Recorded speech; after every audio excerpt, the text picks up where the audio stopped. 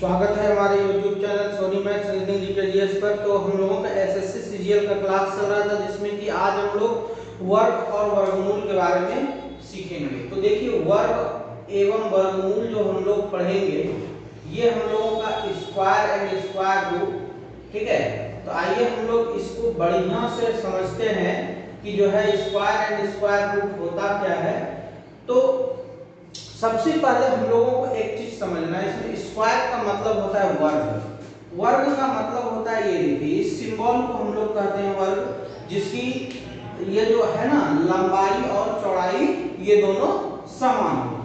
तो लंबाई का मतलब आप एक को कह सकते हैं पंक्ति और एक को कह सकते हैं स्तंभ। ये दोनों यदि समान हो गया, ठीक है, ये दोनों यदि समान हो गया, जैसे मैंने कहा कि x x x x, तो ये जो इस फॉर्म में दिख रहा है ये वर्ग फॉर्म में है। कहने का मतलब इधर से भी आपका देखिए ये 2 है और इधर से भी 2 है, मीन्स 2/2 यदि होगा तो ये वर्ग फॉर्म में होगा, ठीक है। तो सेम कंडीशन वही कि ये 1 है, यानी कि ये रो और सी लेते हैं हम, ये रो हो गया, ये कॉलम।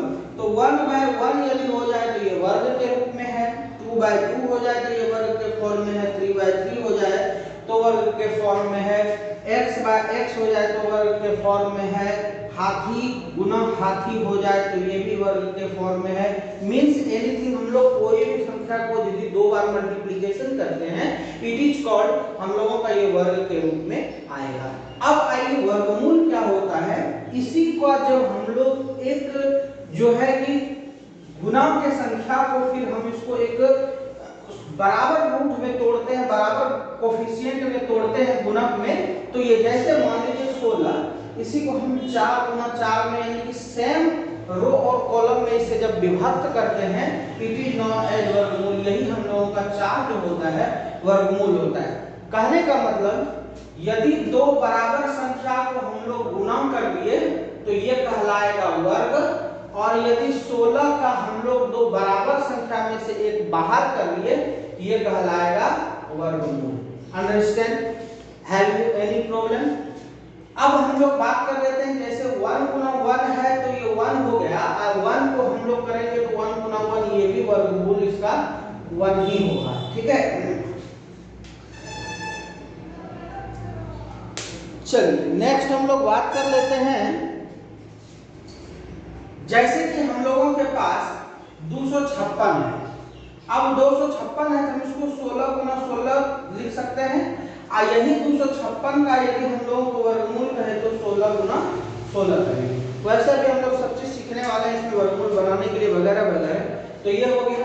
तो अब हम लोग इसमें थोड़ा सा एक चीज सीख लेते हैं कि यदि हम लोग 1 से लेकर के 40 तक वर्गमूल याद रख लेंगे तो हम लोगों को कोई दिक्कत नहीं होगा। वैसे गुना का भी नियम हम बताते जा रहे हैं, आप लोगों को कोई दिक्कत नहीं है। जैसे कि गुना के नियम में बहुत सारे नियम हम आपको बताए हैं। जैसे 0 से किसी संख्या को गुना कर दो तो वो 0 ही हो जाता है, 1 से गुना कर दो तो वो समान संख्या आता है जितना से गुना कर रहे हो।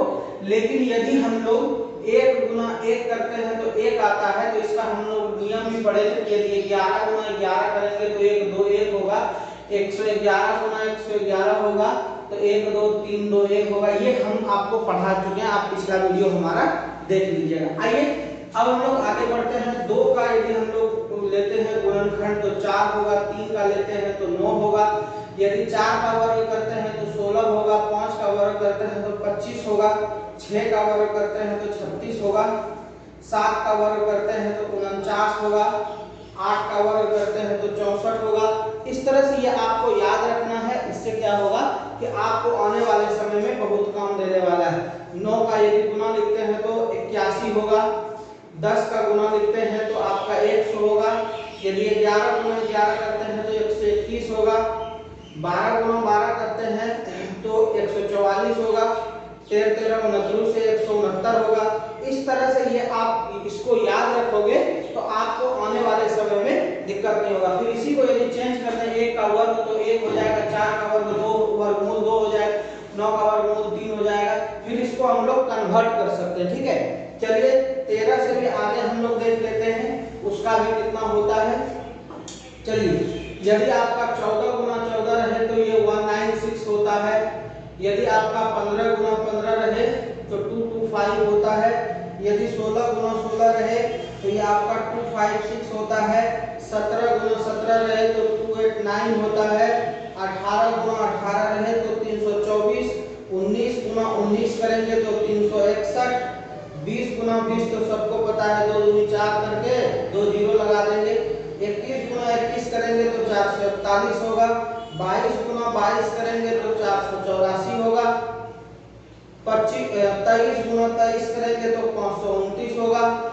24 गुना 24 करेंगे तो 576 होगा। इस तरह से आपको ये याद रखना है। ये याद जब रखोगे तो आप लोगों को आने वाले समय में बहुत बेनिफिट होने वाला है सवाल बनाने के टाइम में। चलिए और आगे कर लेते हैं, कम से कम 40 तक सीख लेते हैं ताकि हम लोगों को एग्जाम में कोई दिक्कत ना हो। ठीक है, चलिए नेक्स्ट 25 गुना 25 तो आपको अभी बताया कि 625 होता है। 26 गुना 26 करोगे 676 होगा। 27 गुना 27 करोगे तो ये आपका 729 होगा। 28 गुना 28 करोगे 784 होता है। 29 गुना 29 करोगे 841 होता है। 30 गुना 30 करोगे ये 900 होता है।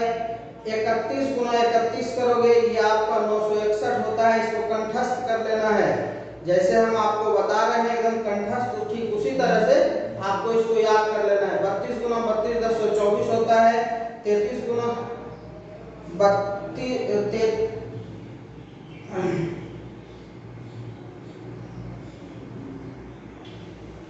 33 गुना 33 आपका 1089 हो जाएगा। 34 गुना 34 आपका 1156 हो जाएगा। 35 गुना 35 आपका जो है कि 1225 हो जाएगा। 36 गुना 36 आपका 1296 हो जाएगा। 37 गुना 37 आपका 1369 हो जाएगा। 38 गुना 38 आपका 1444 हो जाएगा। 39 गुना 39 आपका 1521 हो जाएगा। और 40 गुना 40 आपको पता है 1600 होता है। तो इस तरह से आप यदि वर्ग याद रखोगे तो आप लोगों को कोई दिक्कत होने वाला नहीं है आगे चल के सवाल सॉल्यूशन करने में। पहचान हमने बता दिया कि यदि वर्गमूल उस संख्या की निकलेगी जब हम उसको दो ऐसे गुणनखंडों में विभक्त करेंगे जिसकी की रो और कॉलम समान हो। एक बार फिर से समझ लो, यदि 16 को हमने लिखा तो इसको यदि हम 4 गुना 4 करेंगे तो ये जो रो है और ये कॉलम है ये दोनों का मल्टीप्लिकेशन इतना आ जाना चाहिए। जैसे हम 225 लिखें तो 15 गुना 15 यानी ये और ये समान होना चाहिए। दो समान संख्याओं का गुणनफल भी वर्गमूल और वर्ग का नियम कहलाता है। ठीक है, दो समान संख्याओं का गुणनफल जब हो जाए तो वो वर्ग और वर्गमूल कहलाता है। चलिए अब हम लोग इसमें आगे की ओर बात कर लेते हैं।